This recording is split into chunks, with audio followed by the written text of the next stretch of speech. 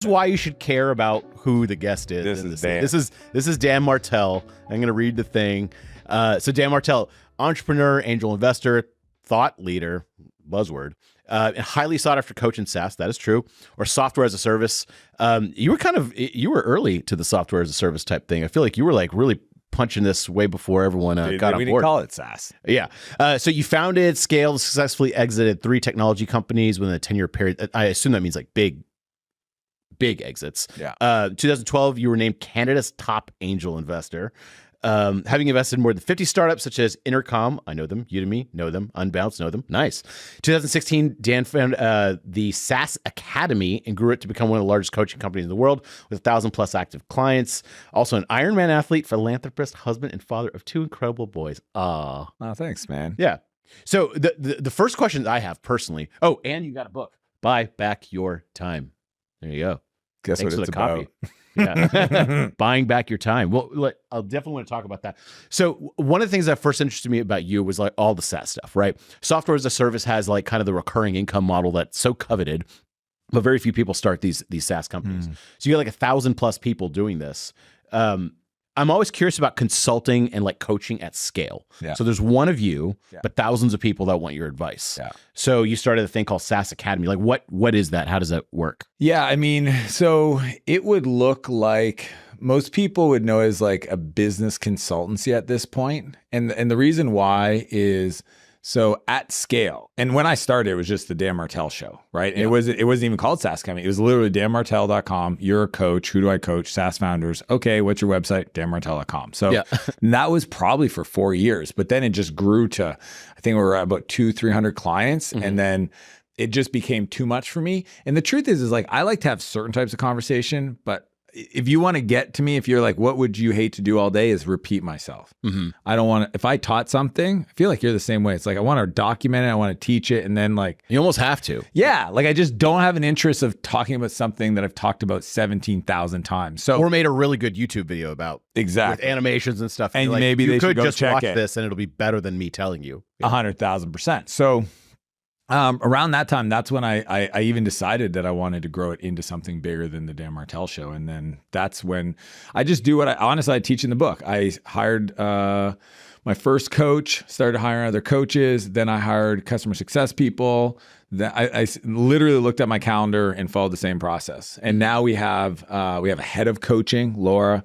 She has a ton of coaches. So we have dozens of coaches. They're all certified. They certified on our methodology. They all come from coaching. So like Shopify, Dropbox, like a lot of the top tech companies today actually have people development teams, and those are the coaches. So they understand not only the mechanics of SaaS, but then they're implementing and executing my frameworks. So it's the Dan philosophy, but Dan's not needed because I built the methodology. So that's why, like right now, there was an event for the last 2 days with hundreds of people there. And I only went on, I wasn't even there. I showed up day 2, did my keynote, and then left. The team runs it, highest NPS score we've ever done for an event. And that's just, I do what I teach in the book. So basically you have a bunch of people in the beginning say, hey, Dan, what's your advice? And you start noticing. It started with the YouTube. Yeah. Oh, you started with YouTube. Yeah. I after I sold Clarity, I decided I was in San Diego, okay, which is the freaking, it's where all the freaking gurus hang out. And I didn't know this, dude. I went there like with my family and we're just going to hang out on the beach. And I started running into like all these like authors and thought leaders. And it was this guy, Travis. You know Travis Houston? You ever run into Travis? I don't know. San Diego. He worked with like a bunch of influencers and stuff. But he said, you should do YouTube. And I said, I'm not 17. Like I'm not, why? Like I'm like so not in that phase of my life.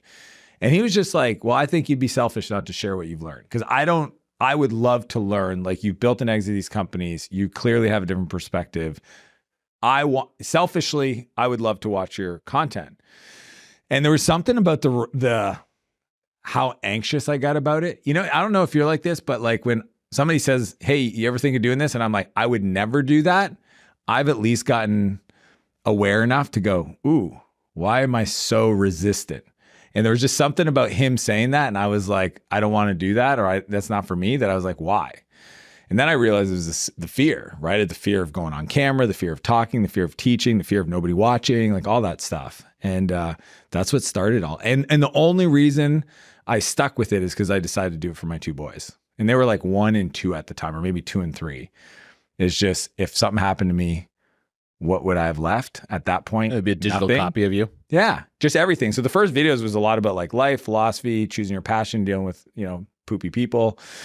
And then it kind of got into business, and then I ran out of that stuff. And then I got into SaaS, and that's when like people were like, okay, here's why I'm very interested in it. So we have like family friends and stuff that are in college, right? And you talk to them, and a lot of them will say like they don't go to class because they just record all the classes, and that a lot of the professors, and a lot of the professors will just say, watch this YouTube video about this topic. That's what's going on in the education system. I mean, if you are trying to learn something about computer programming, like algorithms or something, right? Yeah, a guy with a chalkboard and a piece of chalk in versus his hand like a highly edited video cannot compare to like 3 Brown 2 Blue, whatever that channel is. Like they do like this crazy animations, and you're like, oh, I understand it now. There's no way that you can compete with that, right? And so maybe rightly, they're just like, if you really want to learn this, watch this 10-minute YouTube video. It's going to be way better than me going like, here's an algorithm. You're not wrong. Yeah. And it's going to be like a professional YouTube guys, edit it down. It's got everything good. Yeah. Jump cuts every 3 seconds. And so I kind of think like what we do in these like little communities of like roughly 1,000, because my community has like roughly about 1,000 members. Yeah. And we'll talk about that more. I've noticed like, I think that's what college is going to be at some point. I think it's going to start emulating aspects of like what we do. That's why I'm curious about SaaS Academy. So when you have 1,000 students, like what are they doing inside? Are they like chatting to each other? Is this like a forum? It's all of the above. I mean, the truth is the product evolves and I'm not involved. Mm-hmm. So I don't want to misrepresent. I'll tell you what I think they're doing, but I don't know. Okay. There's 3 programs, right? And I think most businesses have those kind of 3 phases. There's kind of like, we don't do pre-product market fit. So right off the bat, you have to have a product that people want to buy. So you're not teaching people from 0. scratch. If you want to go start, I call it software curious. If you're SaaS, you want to be a SaaSpreneur, go learn from somebody else. That's not what we do. Okay. Today, that may change. Again, it's not my decision. So, if somebody has some level of sales for their software product, then they come to us and then we help them understand this is actually how the machine works. See, in software and honestly in any recurring business, there's only 4 variables that will actually tell you at what point into the future you will hit what's called your growth ceiling. You can map it to the day that you will, if you keep these current numbers of production, how many clients you get, what you charge per month, how many people leave every month, and what's the average price, right? Mm-hmm. You can map it to the day. So then once you understand that, then we got to go look and say, what's the priority of projects that if you install, and here's the data we're going to look at to tell you if you're fixing it, it will over time, that number gets bigger and further out into the future. Like for some software founders, they're like 3 months away from hitting their growth ceiling, right? With their current numbers. Other ones are like 17 years away. Meaning they're going to cap out on sales, and that's pretty much all they could ever do. Yep. And they're doing 5,000 a month, and you're like, that's about what the market can support. Yeah. But I mean, it's usually a little bit bigger. It might be like 76,000, but it's in three months or whatever. And then it's like, well, that's not enough to exit for whatever they want, 9 figures, right? Yeah. So we show them that's like the first program we do, which we call the accelerator. And we want to get them out of that as fast as possible. Okay. So every person that comes into that, it's a 1-year commitment. But honestly, if we can get you out of that within 2 months, game on. And that's always the plan. So our coaches in that program, they're actually incentivized financially for their accounts they manage, their clients, to get them out of there, because that's not what we want to keep people. Then we go into the core program, which is the Academy. And that's where we start talking about the operating system, the organizational structure, the leadership. Because I don't know, Neville, if you've realized this, but most CEOs are actually crazy. I think you need to be, right? Yeah, but they're okay. You have to be crazy to start, but if you're crazy with people, then people will leave. So most people don't realize crazy in certain points, positive. Crazy in other areas, pain. So we actually teach them, yes, the most advanced software, scaling, sales motions, all that stuff, churn, monitoring, all that stuff. And here's how you talk to your team. Here's the meetings you run. Here's the rhythms you run. Here's the agenda structure. Here's how you deal with underperformance. Like all the softer skills that if they haven't deliberately decided to go work on that, it'll actually be the Achilles heel that never allows them to grow. So that's the second program. And the highest end program, which I'm more involved in the sense that like I spend time with these guys. So that's the event starts tomorrow and the day after. We call that Boardroom. And that is more, let's look at, do you have an advisory board? Do you have the right cap structure? Do you have the right financing in place? And that's all to achieve what we call the perfect exit. So every one of our clients, when they enter Boardroom, we build a plan to say, what is the perfect exit for you? It could be going public. It could be exiting. Like one of our clients, Brad, just sold. We're going to celebrate him at this event. These are just great. You know, like some of these folks that are like middle America, flyover states, but they like, you know, they just sit there and they do the work. Those are my clients. They're not San Francisco, New York, major Austin. Like they're literally in non-tech communities. But they're willing to do the work. They're kind people. So I love seeing them get incredibly wealthy. And we build a plan for that. And some of them, it's like one of my clients, Tom, it's, hey, I want to hire a CEO to run this. I want to own it, but I don't need to be in it. And that's what we build towards. What about, so I bet your time becomes more valuable then with all these people, you know, they have all these different programs, but people want to talk to you. My time is as valuable as the economic production per year that I produce in my life. It has nothing to do with coaching. But so let's say someone wants to hire you for an hour and just be like, I want to talk to you. They could do it. The number today would be like, I don't even like to say it because it'd be like, but if they wanted it, they could and gets those requests. Maybe I do 3 a year and I decide because I don't want to get on a call that I don't want to have. My energy, I protect it. But it's, you know, it's tens of thousands of dollars. Yeah. But they could. There's like a number that you're just like, okay, it's not even doing something. Yeah. Like I could spend time with my kids or I can do this call. But again, a lot of it depends who the person is because you couldn't pay me enough to have a conversation with me I don't want to have. So if the email was like, my life is falling apart, Dan is the savior that I believe in, and Anne goes archive or appreciate the interest. Unfortunately, Dan's committed to other stuff. Like she'll deal with that.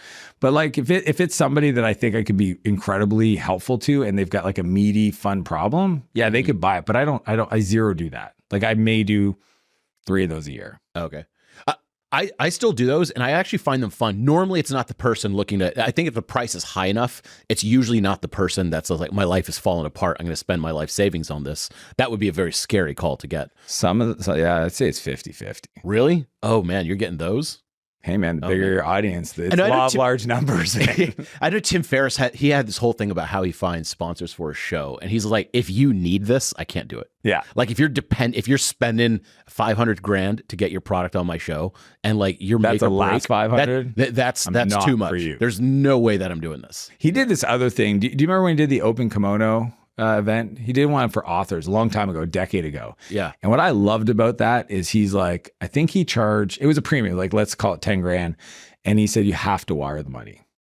You're not allowed to put it on a credit card. I'm not that for you. If you don't have 10 liquid ready to go and it's not a big deal, don't come to this thing. And this is probably like 2012 money. Yeah, it's real money. That's like 25 grand. Yeah, 25 grand today. So I just love that. I think, but I mean, and I talk about it in the book, the buyback rate is the thing we're trying to improve every year. So whatever your economic engine is, that it should be what you charge people for your time, because technically they're taking that from you. They're not taking it from you. You're going to offer it up, but you could either do that or go work on something that you know has more long-term value or like real value. So that's just kind of where I'm at. I actually run companies. So for me to get on a call with a coaching client, it has to be at a certain level, because other than that, I should be evaluating a deal. I'm going to go buy a company. Yeah.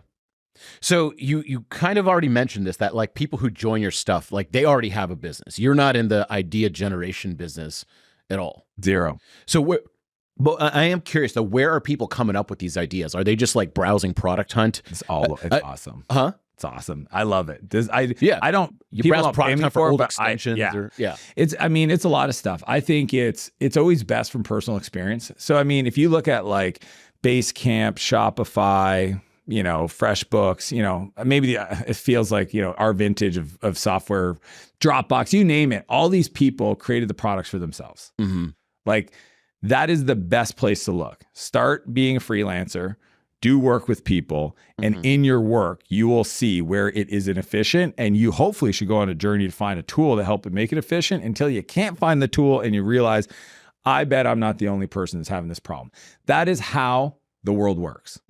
All ideas are first experience problems. I actually think somebody said once, they said the best art is created when the artist wants to create that art, not when it thinks the market wants to buy my art. And I think a lot of entrepreneurs that aren't good with the ideation muscle, they like, I'm going to analyze, the PE folks, right? The MBAs, they like scan the world and they're like, okay, I'm going to do what's the annual growth rates. And that's not how I've ever built a company. I built a company always from personal pain. Even my investments, I can't invest in something unless I personally would want to be a customer of the thing. Because I just feel like I learned a long time ago, I don't do things for money. I like to unlock money because it allows me to do more, but my decisions are always based on alignment of my life. And that's how I look at it. And I think that's how most entrepreneurs should do it. They should say, hey, what problems do I have that I'm passionate about that I'd love to see go away in the world and go work on those. And most of the people who do this, are they programmers for the most part? No. What's that split?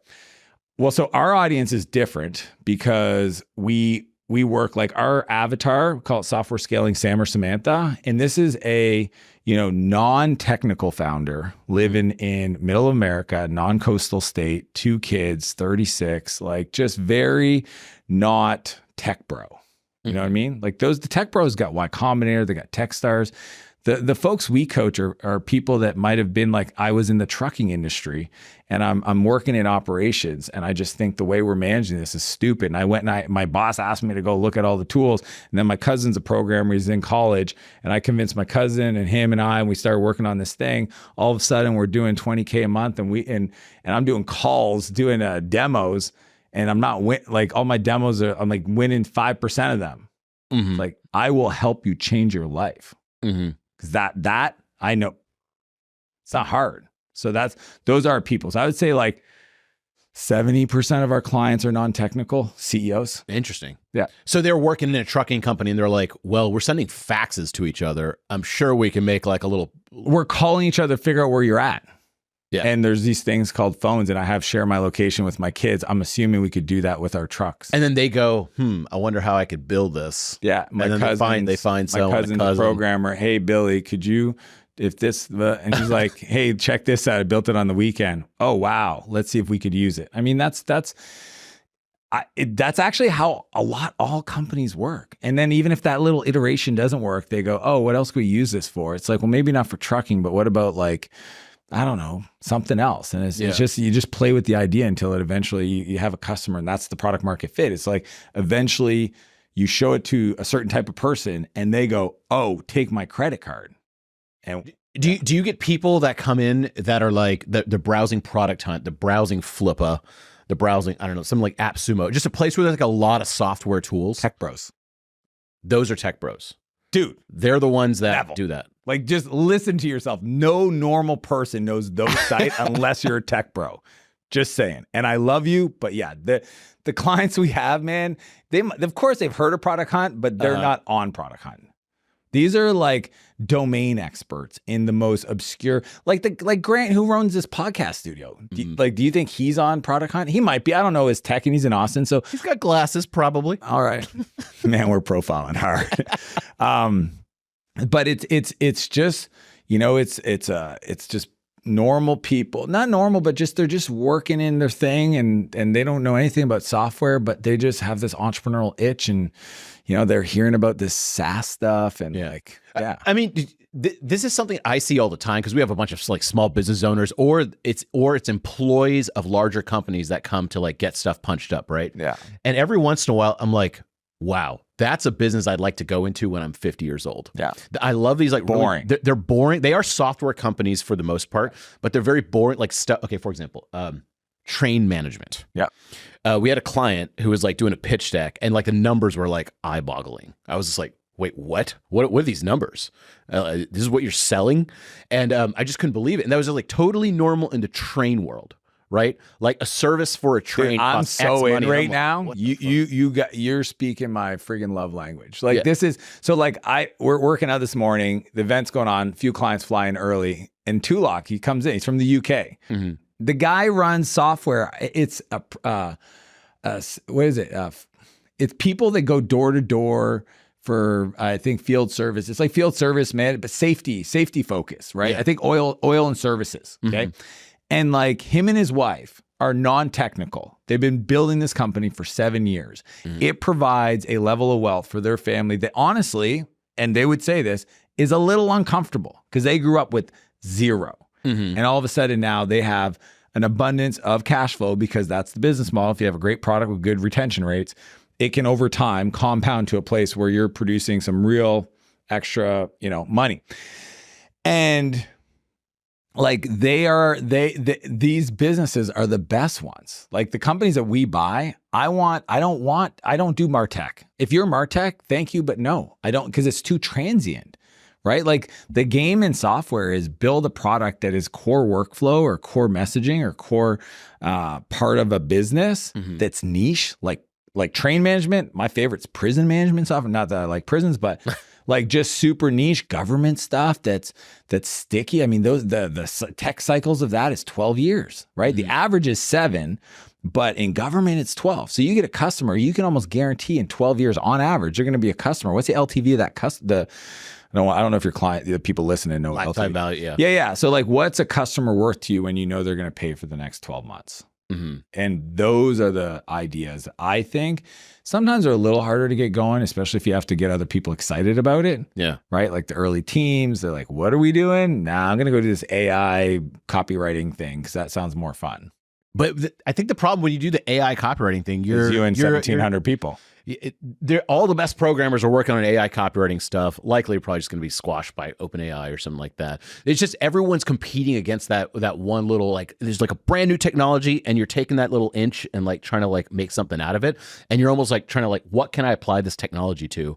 Whereas the way you're saying is like, there's this legit problem and dumbass workflow that's happening, and we're just going to put it into software. Dude, you just look at industries that are not dying. So I wouldn't go in newspapers, right, or blogs right now or whatever. Like it just seems like a lot of that stuff. But I would say, you could look at, logistics and, even 3D printing, and like there's all these like new innovations. I think that's where the big opportunities are. So like as I give these ideas to people for free all the time because I just want to buy or invest in these companies. Yeah. But like, you look at like fast growing, so like drones, 3D printing, obviously like blockchain. You look at these industries and then you figure out, well, what will they need, right? Like there was one of our clients, follow-up boss, they were a real estate follow-up software. So they just found an industry that was growing, but then niche down. So they do HubSpot essentially for real estate only. Uh-huh.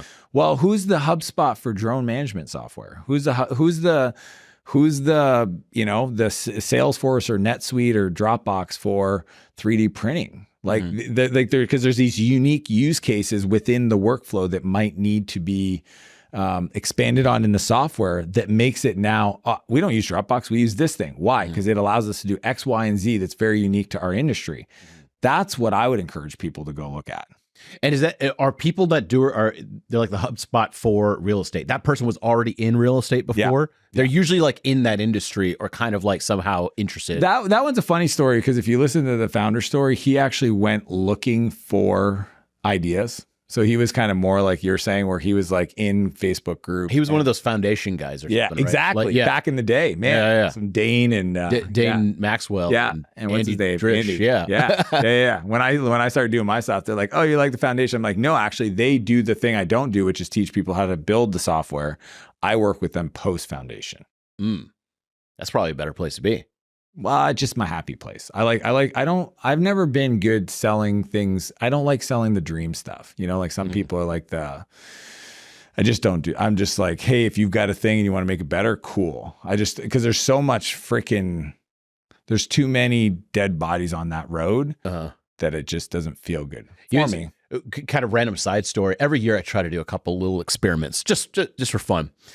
Last year, everyone was like, you need to start a newsletter agency. Yeah. Everyone said that. So I go, okay, maybe there's something to it. Like someone recommending you do YouTube in 2012. You're like, I don't want to do it, but let's see. So I think, okay, I got the infrastructure for this. I know a lot of writers already. Maybe I should do it. Yeah. So I start looking into it. I put the word out.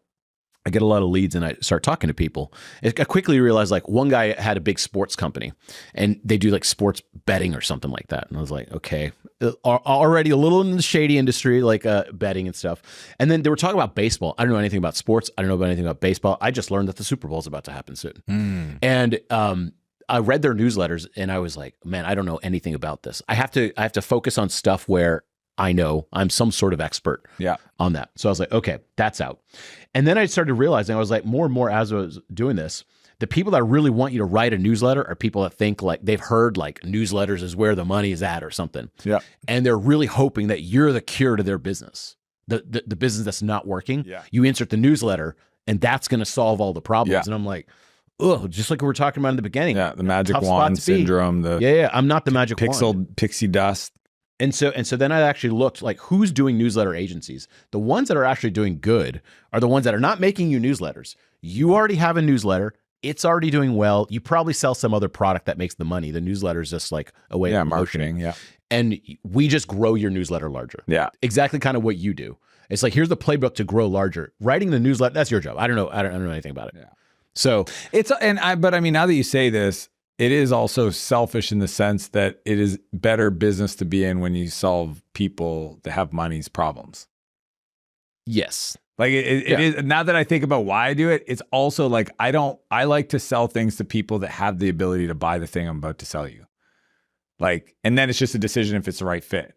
But trying to sell something to somebody that doesn't have the money and you're the last money, as we were saying earlier, and it's like a hope and a prayer, that just sounds hard. Even if it's not like feels good, it's just not a great business to be in. Because like even in software, if you think about it, just to bring it back to every business in software starts as like an SMB type of tool, like a feature. You hear this all the time, like, oh, that's a feature. Yeah, that's how every product in the history of software has ever started. So when people say that, I'm like, you're silly.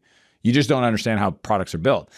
And eventually, guess what? They expand and they go up market. So every product that started, even as a consumer product, eventually ended up pro or business.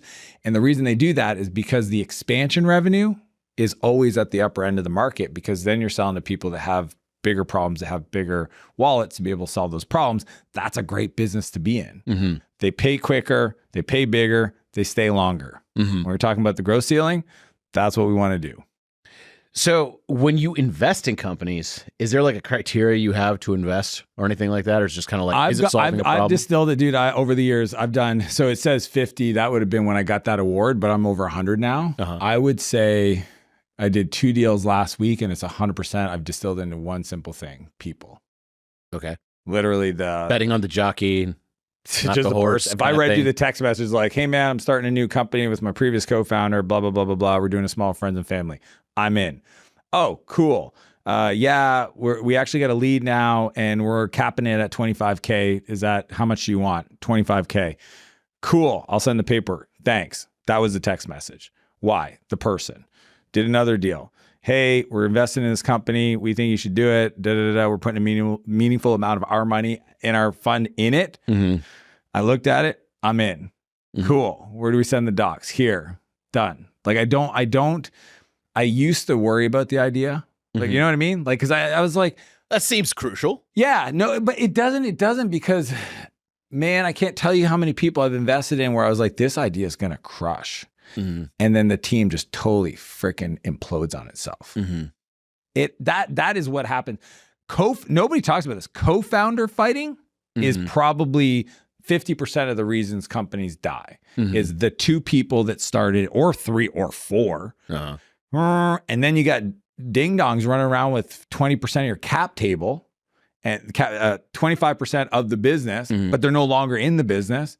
So then you've got this dead value that you can't redeploy. You can't give it to somebody else that you might need to hire because this guy over here started, and then there's resentment. And dude, it's just so crazy just watching. So at the end of the day, I have to look at the person in the eyes and ask myself, will this person do everything possible in their power to make this idea, any idea, come to life? Not even that idea. If that doesn't work within 3 months, they still raise $1 million. Hey, can you pivot quick enough and go find an opportunity with what you got so far? That's what I'm looking for. And I'm doing only early stage, high risk VC angel investing. So that's a completely different portfolio than my acquisition. So I have 100 million holdco. Mm-hmm. That's like the companies we buy there. Those are the boring companies. Those are what I call durable revenue. Okay. So like they're two different portfolios. So whenever you're doing the angel investing like that, I'm assuming it's kind of like you put 100 investments and like 3 of them pan out. It works out to the same math. And that's why, like, when I look at the unicorn $1 billion outcomes that I've had, like the intercoms, mm-hmm. There's nothing about them. Like there's no pattern that I can actually look at the beginning other than the person. There was no market. There was no timing. Again, for me, and maybe there's smarter people that have done a deeper dive analysis. But I think most people shouldn't angel invest unless they're willing to do a dozen deals. Yeah. I think they shouldn't angel invest unless they are willing and they're smart enough. I'll give them the advice: write the same size check at 12 times over a 4-year period. I got this advice from Naval Ravikant. Okay. Because I was asking him, like, dude, how do you become one of the most prolific angel investors, Uber, all these. But I asked him this question before he ever did Uber. And he goes, you just got to be in market over a 4-year period. Because if not, you're trying to pick timing. Yeah. Hot, excited, down, don't invest. You're not that good. Always be deploying capital. Always deploy the same amount. Prior to meeting Naval, I probably put $1 million to work in the most random decisions. 350 here, 50K there. Yeah. And like just all over the place. Oh, things aren't going in my primary business right now. I don't feel like doing angel investing. Like he just said, hey, it's a very simple thing. You're not that smart. You can't pick them. But I mean, choose your thesis, have a thesis. Mine is people and certain, tech. Mm-hmm. And then just. So you put like 25K in that guy, 25K in that guy, 25K back then I was doing guy. 50. I think I pretty much stayed at 50, then went to 100. Mm-hmm. And then what I started doing after the fact, this is where you can actually create the most wealth, mm-hmm. is exercising your pro rata in the winners. When the company goes to raise its next round, mm-hmm. you should always ask if you can participate or invest in that with the new investors, mm-hmm. so that you get to keep the same percentage of the company. Because what people don't realize is when you take money or you invest early, you might get 3% of the company. Mm-hmm. But as the company grows, it raises new money from other people, other investors, then you get diluted. Yeah. Essentially, your 3% turns into 2.1%, turns into 1 turns into, when they go public, it might be 0.5%. Yeah. But it's 0.5% of 6 billion valuation. So that's how it all works out.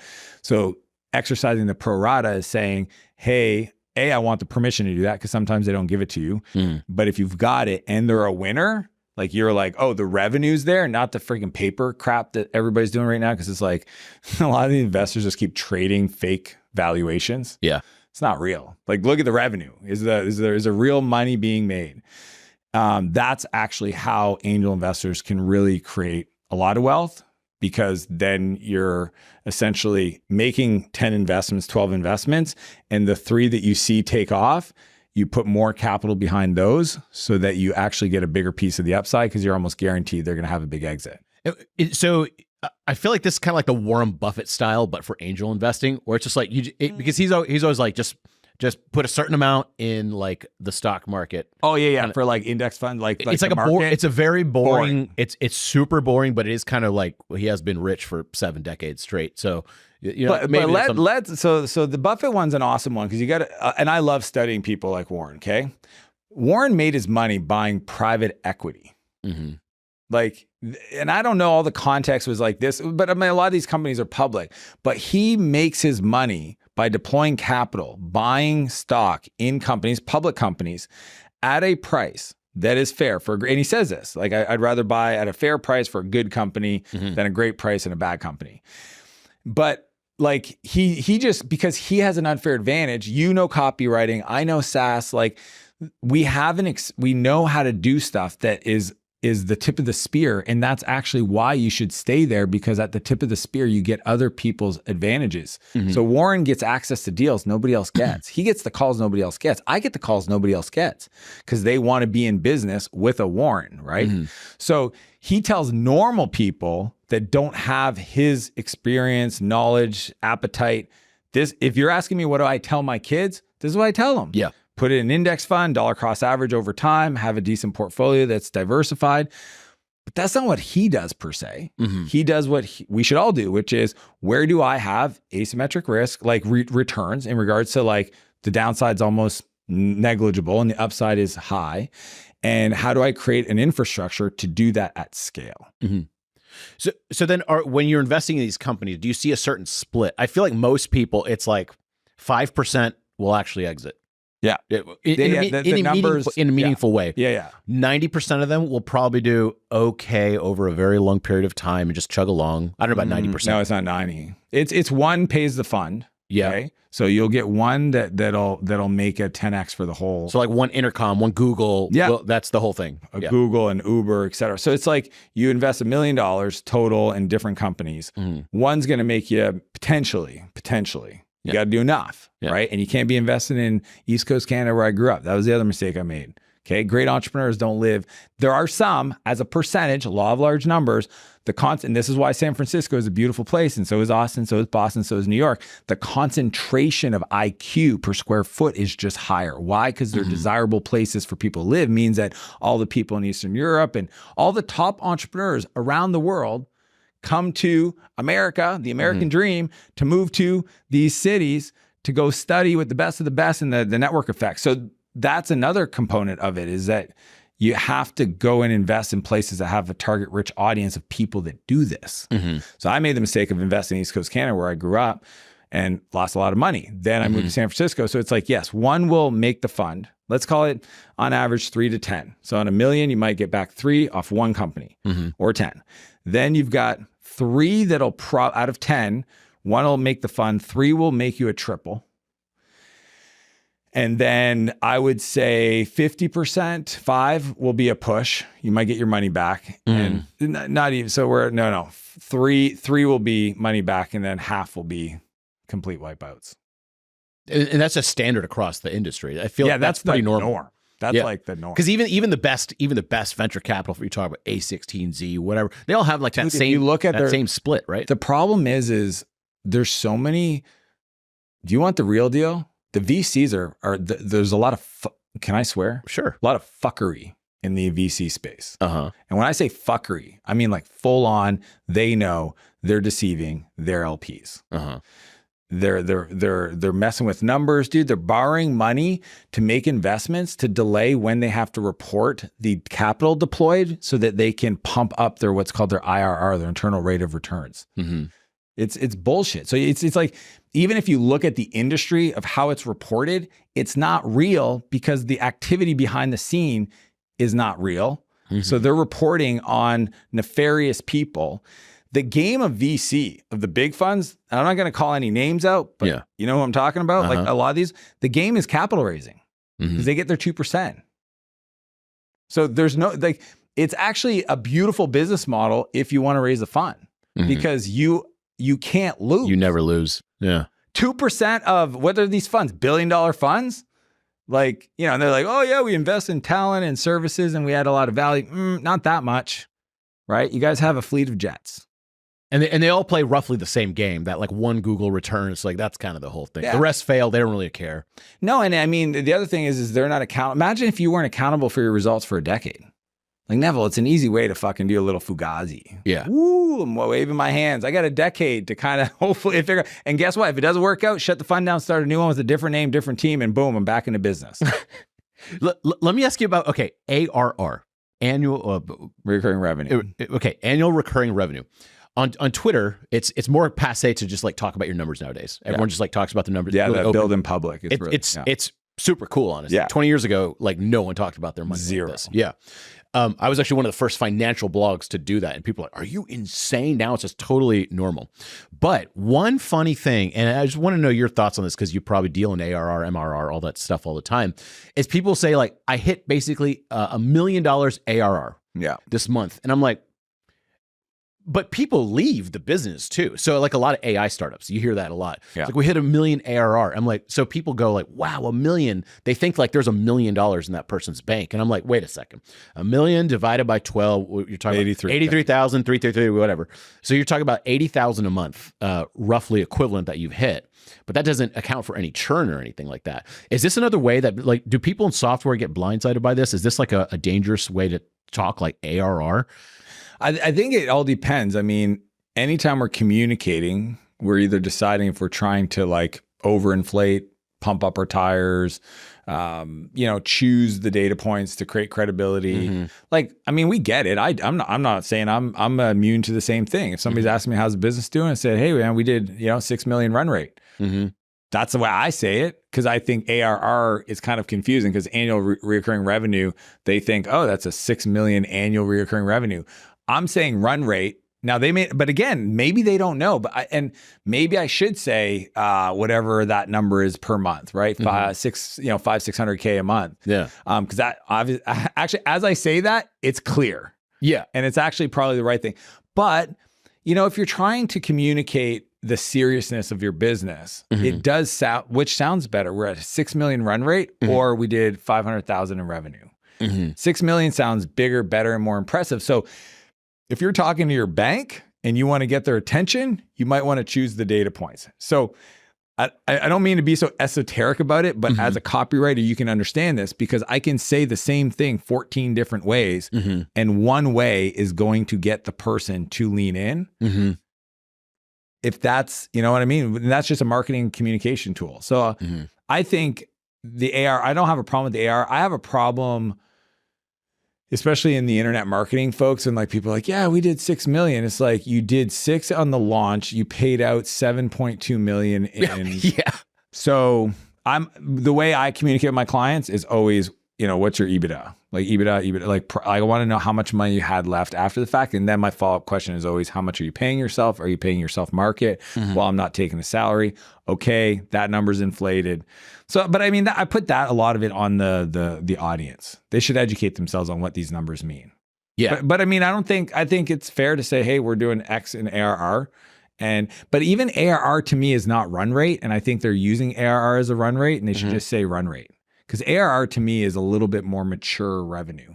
Well, ARR, if you're selling year-long contracts, you say ARR. I'm like, yeah, that makes sense. But if you're selling like a little monthly subscription product and people are canceling every month, well, yeah, if you got 30% ARR. monthly churn, you're losing every customer every 3 months. So it's kind of a so I'm just like, you're just times 12ing your revenue for no reason. But that's not. But technically, that is what ARR is. Yeah. Okay. Yeah. Fair enough. Quick, two more things: content marketing, book marketing. Content marketing, is that like a big part of your strategy? I mean, you got like a video guy over here. You're doing podcasts. I'm assuming content marketing still solid part of your business. I would say what's changed for me in the last it would be May, right, Sam? Yeah. So it was like May, 8 months. Yeah.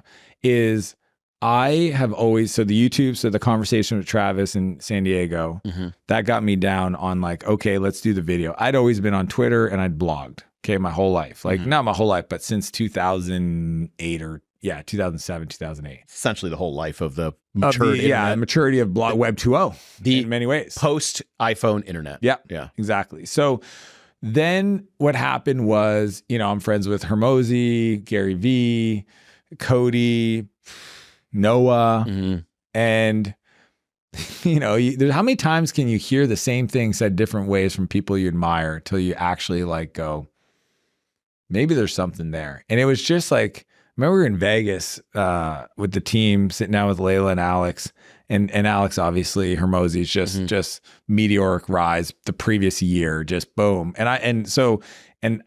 We've been friends for like years, and there was and he talks about this. There was a time where he was like, I don't want to be that. I'm a marketer. I'm a business person. And he shifted his lens, and he tells the story about why. But I was still not there, right? Like, and I just sat down and I said, sell me on it. And it was just pure math. He goes, you buy companies. I say, yeah. He goes, how much money, time, people do you invest in like deal flow and pipeline, all that stuff? And I was like, oh, we're probably per deal. This is the amount, tens of thousands of dollars per deal, per company we buy. And he tells me the volume of people that fill out his application on acquisition.com every day due to his content marketing. And I ran the numbers. You couldn't pay to get that volume. Yeah. Like it was like for whatever they were investing in media. And that's what people are like, I heard he spends $100,000 a month or whatever. It's like, you don't understand the economic upside. That's a rounding error. And then I had that same feeling I had with Travis, which was, can't dispute the numbers. I'm a math guy, the maths.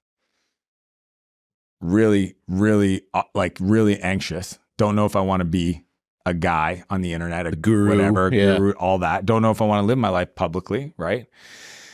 And I also realized that I was full of shit, because how can I say to you, to everybody, that my mission and my passion is to have impact and help other people, and I'm playing small?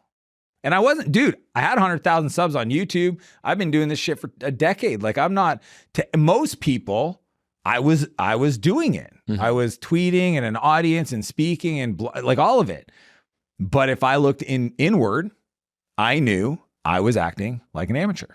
Mm-hmm. I was playing. It was 100% safe. Here's the logic. Because I mean, the cool thing about coaching other people is you have to look in the mirror and listen to yourself sometimes, right? Mm-hmm. So like, I always ask people, like, if this is important to you, then show me two things: your bank account. Show me, like, if your relationship with your partner is important to you, show me your bank account on where you deploy money in that relationship. Most people, date night. Oh, wow, $87 once every 2 weeks. That's how you're doing your relationship. And then calendar. And when I looked at my P&Ls of my businesses, if you want to call that, of how much I was investing, dude, it was almost like a joke. It was like, how little can I spend to create YouTube videos? How little time can I spend to create content? I actually bragged about this. Mm-hmm. That's not how I build companies. My philosophy in companies is wake up every day to ask yourself a simple question: how do I create more value for other people in the world, my customers, than any other person? Mm-hmm. I wasn't doing that with my content. Mm-hmm. So I got, Steven Pressfield turning pro style, and I just said, all right, we're going to have to, there's a whole lot in my life's got to shift, dude. Like a whole lot. Renegotiate agreements with my business partners, talk to my wife. She's like, I ain't doing that in my house. You're gonna have to get a place. I had to get a studio. Mm-hmm. Called Sam, who's here. I said, dude, I need you to move here. I'm on the West Coast. I moved to a city on the West Coast. Mm-hmm. I said, I need you to move. He's like, what? And then, dude, he got in his car, him and my other video guy, Matisse, and they drove for 48 hours straight, 52 hours straight. And when I say I have an unlimited budget, I have an unlimited budget. Mm-hmm. He knows it. Like, dude, just make it happen, whatever you're doing. So yeah, when you say there's a content part of it, it's really about reach and reputation. So then, I mean, how are you approaching it? So when you say, okay, I'm going to invest a lot of money, I have unlimited budget, what do you do? You sit down at a meeting and be like, we're going to do a podcast interview, or we're going to make a video? To me, it's the way I do anything, right? So the first off is strategy. Okay. So who do we want to serve? Okay. What's the target? What's your ICP kind of thing? What's your unique message? What's your, like, from a product point of view, what are you doing that's different?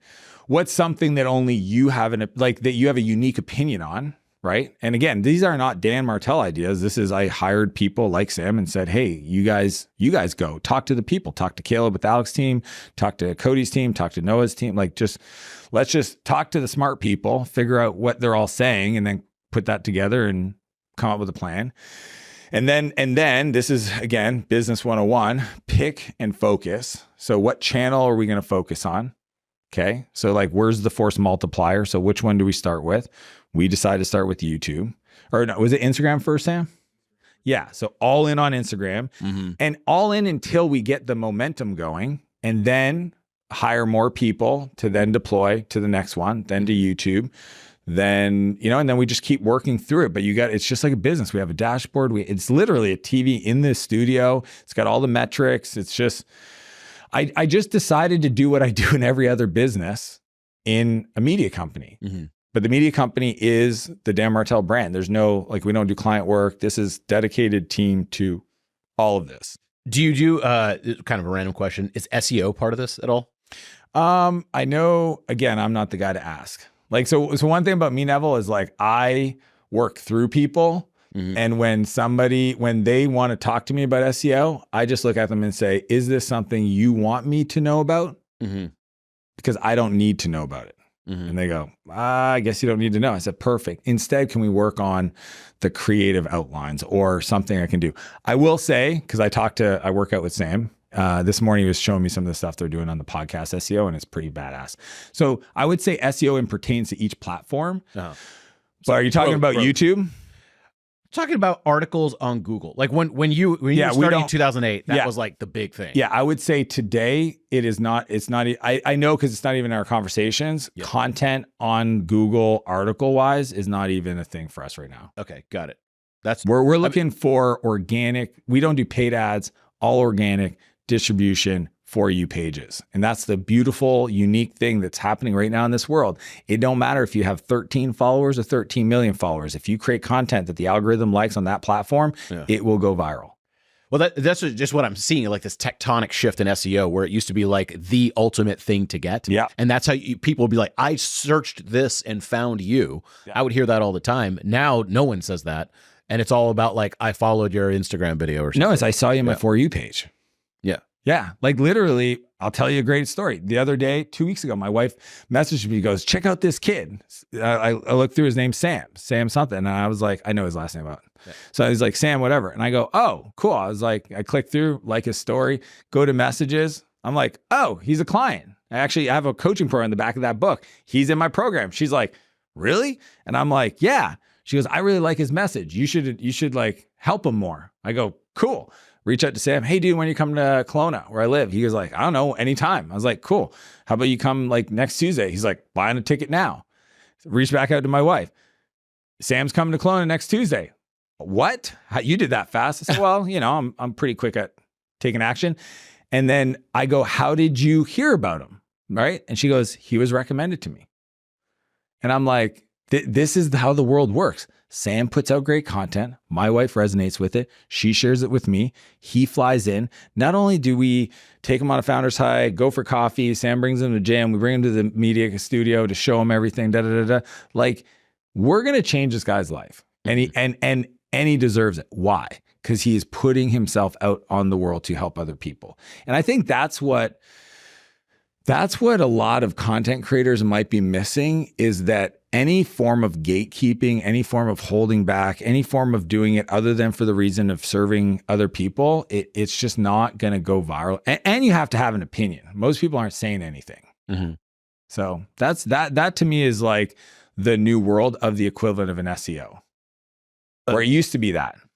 I completely agree. I actually think also the death knell of it, I think, was the generative AI stuff. Yep. And like right now, it's actually pretty good. Like if you search like, what is a clincher sentence or something like that, generative AI on Bard, Google, whatever it's using, I don't really care, to be honest. It comes up with an answer that I'm like, yeah, that's pretty good. I don't need to click into a website with a ton of ads to read any more about this. Yeah. And I just can't imagine that in 2 to 5 years, that's going to get worse. No. It's going to get so good that trying to compete with that is just almost, it feels like a fool's errand. If I look at my personal searched on Google versus, ChatGPT default on my phone, mm-hmm. I'm probably 60% Chat GPT over Google. Mm-hmm. And honestly, the Google stuff is just addresses and like information, mm-hmm. not knowledge. Yeah. I love the experience of being able to double click with the Chat GPT and ask it really crazy, cool questions. So we're doing all this content marketing. Why a book then? This seems like backwards. Yeah. So that book came out before I started going all in. So that's what happened, is the book came out and that really blew my brain in regards to Neville. I don't know. Like I saw this. All right. How do I explain this? I've read over 1,800 books. I love books. Books have shaped me. When people stop me, I'm driving around in my McLaren and they go, hey man, what do you do? I said, I know you want to know what I do, but let me tell you what I've done. And this car was bought by books. And it's funny because sometimes the kids would be like, you get paid to read books? And I'm like, all right, let me explain this to you. But that's how much books had an impact on my life. And for years, I've had an audience and people asking me to write a book. And I'd always say, no, I don't need a book. I'm like, I have money. I'm not trying to get paid $50K to keynote events. Like, that's not my thing. And eventually my buddy Ron calls me up. I had the YouTube stuff and he literally, and it's in the very end of the book, I acknowledged him. And he goes, you need a book. And I said, no, I'm good. Mm-hmm. And he goes, dude, this is stupid. You're one of the few YouTube channels I watch. You have so much knowledge around these topics. I want to read your book. And I said, it was a longer conversation, but I said, then you be the book CEO. Mm-hmm. And Ron had written 2 best-selling books, really accomplished author.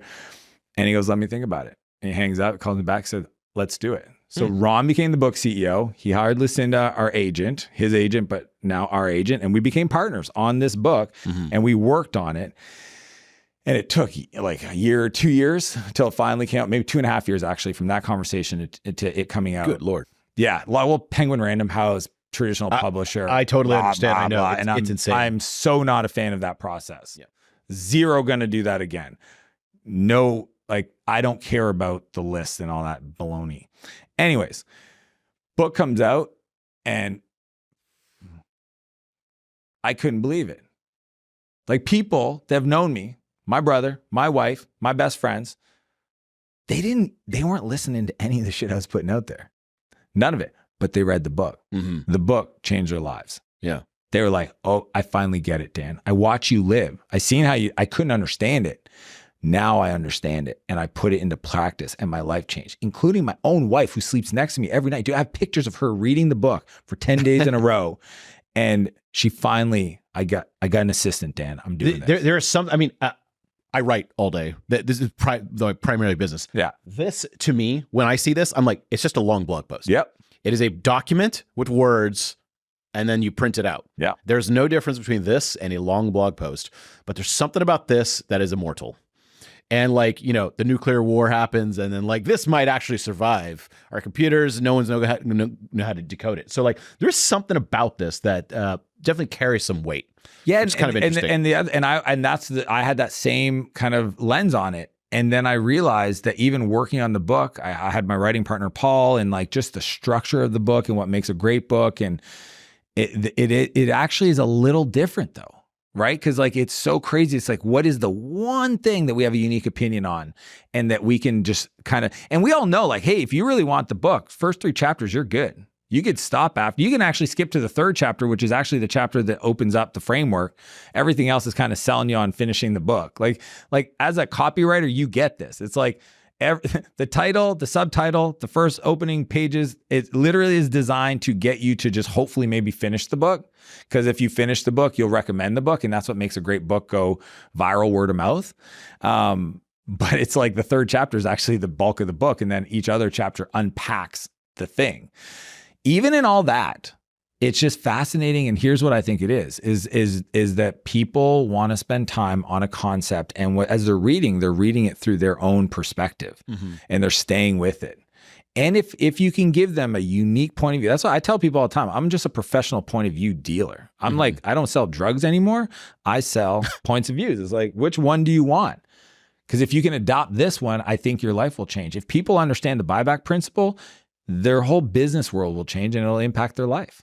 Cool. We got to wrap up right now, but like a couple like 10, 20-second answer stuff.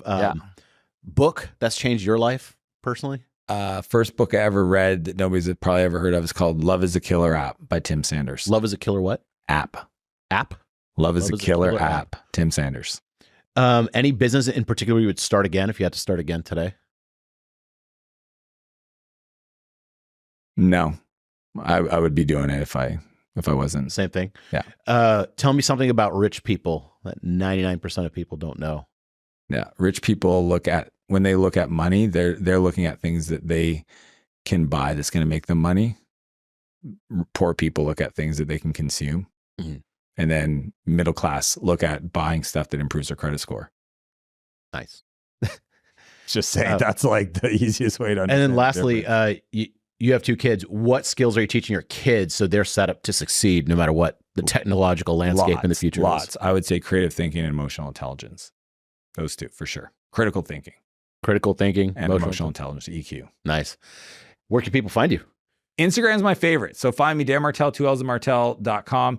If people want, so I do have a internal SOP for my assistant. If they want that, you got to mention Neville. I'm not going to send it to you, but find me on Instagram, give me a follow, message me directly, and I'll send them directly to the Google Doc. There's no opt-in, no nothing. For the book? Yes. Nice. Not even, it's it's not in the book. It's my internal system I use with my assistant. You met Anne. Yeah. So we have I think a 47-page document that has what she does for me. and I will give that to your audience only. But you have to follow me on Instagram, message me, say Neville. Dan Martell on EA Instagram. Playbook. DM you. Yeah. Neville. Neville. Sweet. EA. Dude, thanks so much, man. Dude, so Appreciate good. doing this. Awesome call. Sweet.